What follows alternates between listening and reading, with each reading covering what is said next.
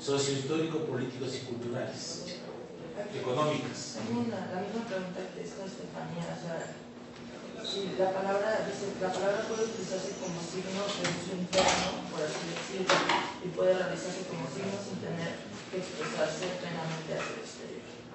Aquí lo interesante va a haber dos cuestiones. Una de ellas va a ser la comunicación interior, y otra de ellas va a ser la comunicación de la vida cotidiana, más o menos con la que en un principio empezó a plantear.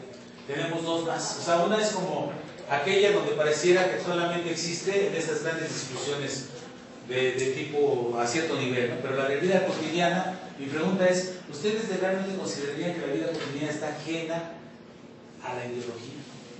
No. Ahora, ¿ustedes creen que el lenguaje interno esté ajeno a la ideología? Y lo vamos a ver me voy a saltar esa parte para explicarlo nada más, para no quedarnos en el capítulo 1. Cuando nosotros, hagan de cuenta el caso de Niño de Itard. El caso de Niño de Itard es uno de los varios casos que se encontraron en que por alguna razón el niño fue alimentado, criado por animales. En el caso del Niño de Itard, que es el famoso Mowgli, que es donde sale la historia de Mowgli, ¿sí? Es alimentado por los monos. Y entonces lo encuentran un día al niño allá por la India, ¿no? En la selva de la India. Y el niño es llevado a Inglaterra para ser estudiado. Entonces se movía en 4 patas, hacía expresiones culturales como los monos, y le empiezan a enseñar lo que es el lenguaje humano, la compostura humana. Entonces el niño obviamente ya tenía deformaciones musculares y óseas, y por lo tanto ya no se pudo erguir completamente, ya no adquirió esta postura humana. Por otro lado, el lenguaje no pudo lograr desarrollarlo más que solamente expresar unas cuantas frases, no ya palabras, frases aisladas. No podía articular toda una comunicación. En psicología eso se le llama cuando rebasa uno los estadios del desarrollo y crecimiento que en su momento se tienen que dar, ¿sí? Se rebasan y ya no uno adquiere esas capacidades porque se pasó el momento que puede ser hasta de tipo hormonal, ¿sí? Bien, se le llaman periodos clave en psicología. Estos periodos clave no los pudo desarrollar el Mowgli, y por lo tanto sí, es el Niño de Itard, se le llama así, pero bueno, Mowgli. Entonces Mowgli ya no los pudo desarrollar y ya no se pudo comunicar, y finalmente muere chavito, ¿no? Pero bueno, en el registro que se tomó, que desafortunadamente fueron registros no muy de buena calidad, pero uno de los puntos que sí trataron de encontrar es como preguntarle qué pensaba cuando en el tiempo él estaba de comunicación con los monos. Y simplemente no lo recuerda, porque no había un lenguaje, una codificación que le permitiera establecer ese conjunto de palabras, de signos, de símbolos, de muchas cosas que el lenguaje adquiere para poder transmitir como lo estamos haciendo nosotros, y que ese tipo de estimulación del lenguaje genera una memoria. Y esta memoria que él trató de encontrar no existió, cuando menos no había las posibilidades de traducción, desde que él vivió con el mono, que no era un lenguaje, y se lo hubo totalmente ajeno a lo que tenemos nosotros como lenguaje. Es decir, que nosotros no tenemos el lenguaje en nosotros, que nosotros no podemos desarrollar el lenguaje si no es un lenguaje social, que nosotros no podríamos comunicarnos con nosotros mismos si no adquirimos ese lenguaje social. Es decir, cuando dialogo conmigo mismo, estoy adquiriendo el lenguaje que he aprendido para dialogar conmigo mismo, ¿sí? Aquí viene el gran conflicto con Chomsky. Chomsky dice: tenemos una gramática universal, todos tenemos una gramática universal en la estructura profunda del cerebro. el problema, y ahí va a ser Chomsky, es que dice que si esa gramática universal no se activa, se pierde. Y que esa gramática universal, cuando se activa, va a adquirir la forma de la sociedad donde se va a encontrar.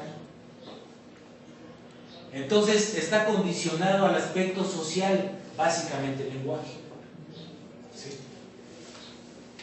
Y entonces, desde esta perspectiva, una persona que no adquiere un lenguaje no es capaz de generar conciencia. Desde la perspectiva de Voloshinov, Exactamente. mi ideología. Y no solamente de Voloshinov, desde la postura del materialismo dialéctico no. Desde el idealismo sí, desde el idealismo dicen, no, nosotros ya tenemos acá todo, ya estamos así preconfigurados, ¿no? Pero, bueno, en ese sentido se me hace como muy radical que Voloshinov ponga la palabra como el principal medio de expresión de la conciencia y de la ideología. ¿Por qué? Porque, bueno, ¿qué pasaría, por ejemplo, si tienen a un... Se me ocurre un ejemplo, ¿no? Tienen a alguien encerrado en una cárcel y solo hay una ventana y él puede ver por ahí y no escucha nada, no ha aprendido un lenguaje, pero todos los días a cierta hora ve una imagen que se repite o una escena que se repite. Pero jamás tuvo ninguna interacción. No hay lenguaje. No, pero si él ve esa... Hay representación, hay una escena, representación. Ajá, puede... No sé si haya... Bueno, yo creo que sí hay representación porque puede... Yo creo que sí puede ser posible que genere conciencia, ¿no? Tal vez una conciencia de que el mundo es así, es como el cuento de la caverna de Platón, por ejemplo.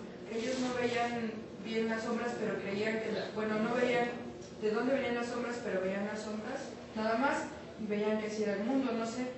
Como que sí se me hace... Sí, creo que se me hace importante que ponga la palabra en un punto importante, pero también dice que hay medios por los que se puede expresar esta conciencia, ¿no? Dice, puede manifestarse en una imagen o en un gesto significativo. Entonces, una conciencia está establecida de acuerdo a una categorización de la realidad. ¿Sí? Esta categorización de la realidad se va a establecer en la interacción humana. Una persona que vive aislada, que puede, como móvil, ¿sí? Que él tuvo una interacción social pero con los monos. Esta todavía me la pones más aislada, ¿sí? Que puede tener una ventana y puede ver el mundo externo, así. Pero esa categorización la tendrá. Podrá él definir, por ejemplo, vamos a pensar en un niño que acaba de nacer.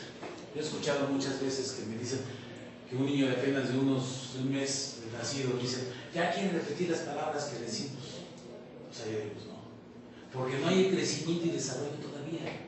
O sea, no se ha dado... Hay una diferencia entre crecimiento y desarrollo. Por ejemplo, ¿qué es crecimiento? Lo masivo, la masa corporal, es el crecimiento. ¿Y qué es el desarrollo? La función de esa masa corporal.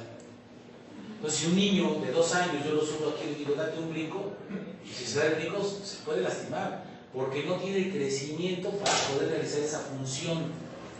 Un niño de 1 mes no ha tenido el crecimiento para poder, masivo, de la masa cerebral, perdón, no ha tenido el crecimiento para poder hacer una función de repetir una palabra. ¿Sí? Entonces hay unos procesos que realmente se llevan a cabo. Ahora, ¿cómo se da la adquisición de poder establecer estas relaciones de los procesos cognitivos como es el pensamiento, como es el lenguaje, como es la memoria, como es la atención, como es la inteligencia, como es el razonamiento? O sea, estos procesos cognitivos, ¿cómo se dan? Se dan a partir de las interacciones, enlaces que hay entre las neuronas. Y estas neuronas se dan en el proceso de la práctica social. Si lo tienes aislado,